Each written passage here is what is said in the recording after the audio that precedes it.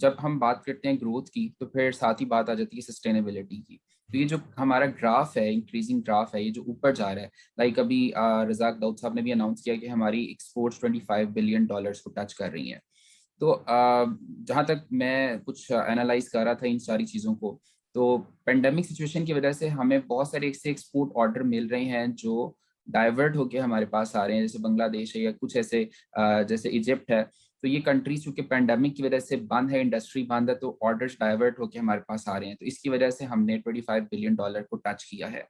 तो आपको लगता है कि क्या हम इसी $25 बिलियन की जो हमने एक्सपोर्ट्स की हैं इसको सस्टेन कर पाएंगे, इंक्रीज करेंगे, या खुदा ना खास्ता ही ऑर्डर्स वापस जब जाएंगे तो हमारी एक्सपोर्ट्स नीचे आएंगी? इस चीज को आप कैसे देखते हैं?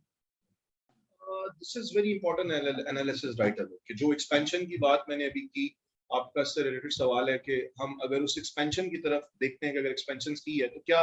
वो एक्सपेंशन में जो हमारी डिमांड क्रिएट हुई थी और जिसने मजबूर किया था हमारी इंडस्ट्री को कि दे टेक दिस बेनिफिट और सब्सिडाइज लोन लें, क्योंकि उनको आगे अपने ऑर्डर्स के अंदर जो आपको कोविड में खासकर बांग्लादेश, इंडिया, श्रीलंका, इनके बहुत से ऑर्डर्स जो उनसे हैं वो कैंसिल हुए और हमारी फैसलाबाद की इंडस्ट्री ने और हमारी कराची की इंडस्ट्री ने बहुत बेनिफिट लिया टेक्सटाइल सेटअप में और हमें बहुत से अपने ऑर्डर्स जो उनसे हैं उसके अंदर ग्रोथ नजर आई है। सो उसके अंदर this is a very important question कि अगर हम उसको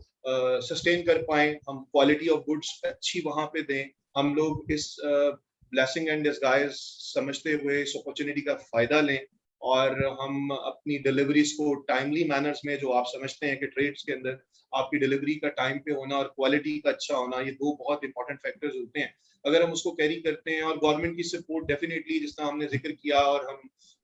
खुद भी उसको जो सा है वो देख रहे हैं कि वो परसीव हो रहा है कि गवर्नमेंट वांट्स के हमारी एक्सपोर्ट इंक्रीज होना। एक्सपोर्ट का इंक्रीज होना, जहां हमने बांग्लादेश की बात की, अगर हम 2011 में देखते हैं तो बांग्लादेश वाज ऑलमोस्ट 11 to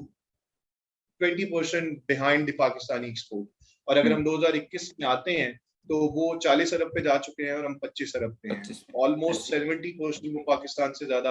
अपनी एक्सपोर्ट के नंबर को ग्रो कर चुके हैं इन कंपैरिजन टू 2011 टू 2021 का फिस्कल ईयर। तो अगर ये ट्रांसफॉर्मेशन जो टुवर्ड्स पाकिस्तान हुई है वापस जाती है तो क्या हमारी एक्सपोर्ट नीचे आएगी? तो ये चैलेंज है और डेफिनेटली हमारी जो कॉस्ट है वो बांग्लादेश में जो कॉस्ट ऑफ डूइंग बिजनेस है वो बहुत कम है, उनसे मार्जिन्स बड़े अच्छे मिल जाते हैं इंटरनेशनल जो भी आपके बायर्स हैं। So this is a challenge right away, हम इसको कितना सस्टेन कर पाते हैं। लेकिन पैरेलली जो मुझे लगता है कि आपका जो क्या कहते हैं ग्रोथ रेशो है या जीडीपी है या कस्टमर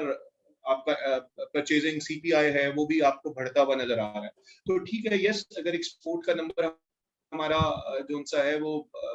फॉरवर्ड होना चाहिए, क्योंकि उसके अंदर एक बहुत बेनिफिट, एक बहुत बड़ा फैक्टर जो आपको नजर आ रहा है वो आपका आईटी सेटअप का है। ये जो वर्चुअल आपकी लाइफ स्टार्ट हुई पोस्ट कोविड, तो उसमें भी पाकिस्तान ने एक बहुत मेजर जो हमारी इंपोर्ट एक्सपोर्ट ऑफ आईटी है या सॉफ्टवेयर या सर्विसेज है वो भी अच्छी इंप्रूव होती नजर आई। तो आईटी सेटअप के साथ साथ अपनी अगर हम गुड्स की तरफ आते हैं और टेक्सटाइल अगर इसी तरह चलता रहता है, हमारी एग्री में अगर हमारी क्रॉप जो इंशाल्लाह लग रहा है कि शुगर की और आपकी वीट की एक बम्पर क्रॉप आएगी, कॉटन में स्टिल एक चैलेंज नजर आता है, राइस में आफ्टर इंडिया फ्लडिंग जो इंडिया ने कुछ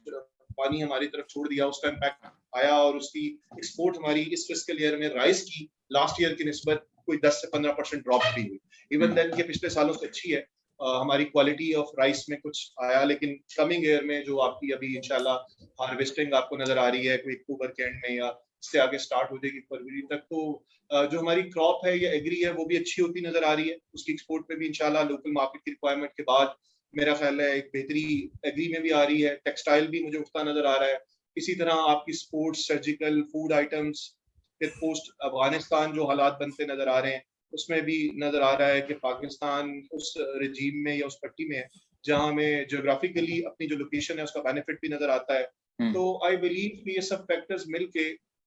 I am very much hopeful. ठीक है, इवन देन के जुलाई का नंबर जून से कम है, चाहे अगर अपनी एक्सपोर्ट देखें तो $200-300 मिलियन ड्रॉप हुई है। रेमिटेंस थोड़ी इंक्रीज हुई है 40-50 मिलियन, वो आरडीए का रोशन पाकिस्तान का जो डिजिटल पाकिस्तान का फायदा हो रहा है अल्हम्दुलिल्लाह 2-2.5 अरब उसमें अब तक आ चुका है पिछले 2-2.5 साल में, या 1.5 साल में। तो आई बिलीव कि रेमिटेंस को डाल के, एक्सपोर्ट ऑफ गुड्स को डाल के, एक्सपोर्ट ऑफ सर्विसेज को डाल के जो मिला के एक टारगेट शायद गवर्नमेंट ने जो ओवरऑल लिया है वो शायद 38 बिलियन का है, जिसमें 32 अरब I guess they are chasing 32 billion in this fiscal year. उस हिसाब से हमें कम से कम हर महीने जो सा है वो तकरीबन 2.7 बिलियन को टच करना है, but July was 2.3 billion. So I believe कि इंशाल्लाह हम अगर ये तसलसल रहा, पॉलिसीज इसी तरह चलती रही, पॉलिटिकल इंस्टेबिलिटी ना आई, तो अफगानिस्तान का इम्पैक्ट कोई हमें एडवर्स ना आ गया, जो इस टाइम हम फोर्सी कर रहे हैं कि वी आर डेफिनेटली पॉलिटिकली और ट्रेड के हिसाब से हम सबसे बड़े बेनिफिशरी होंगे। और जो यूरोपियन मार्केट में हमारा स्टैंड थोड़ा बेहतर हो रहा है, और अभी जिस तरह DLTL सेक्टर को गवर्नमेंट ने कल परसों जो सा है वो 6 बिलियन फिर डिस्पर्स कर दिया है। और इसी तरह अगर आप डॉलर प्राइस को देखते हैं कि वो एक बड़ा चैलेंज है कि डॉलर जो है वो मरा, उस पर भी हम इंशाल्लाह कुछ दिनों में बात करेंगे। रिजर्व बेहतर होता नजर आ रहा है, तो आई होप कि इंशाल्लाह we will definitely touch this ballpark number about 30 to 32 billion in 2021-22 इंशाल्लाह वी आर प्रीटी होपफुल। अब इसके अलावा मैं ऐड करना चाहूँगा, मिनिस्ट्री ऑफ कॉमर्स की आप बात करें, कस्टम्स की बात करें, FPR की, तो इन्होंने भी काफ़ी फैसिलिटेट किया है एक्सपोर्टर्स को। मिनिस्ट्री ऑफ कॉमर्स ने ईद की छुट्टियों में भी आपने देखा होगा कि मिनिस्ट्री ऑफ कॉमर्स काम कर रही है और लिस्टें बन रही हैं उन एक्सपोर्टर्स को फैसिलिटेट करने के लिए, क्योंकि हमने इंडस्ट्री बंद करनी थी, SOPs को फॉलो करना था कोविड के, तो हमने ऐसी इंडस्ट्रीज को अलाउ किया जिनके पास एक्सपोर्ट ऑर्डर्स थे, just to facilitate them. Similarly customs की अगर हम बात करें तो ये भी फैसिलिटेशन दे रहे हैं एक्सपोर्टर्स को। फिर आपने फाइनेंस स्कीम्स की बात की, रिबेट की बात की, DLTL की बात की, तो इंशाल्लाह हम होपफुल हैं कि ये सस्टेन करेंगे हम, और बल्कि इसको इंक्रीज करेंगे।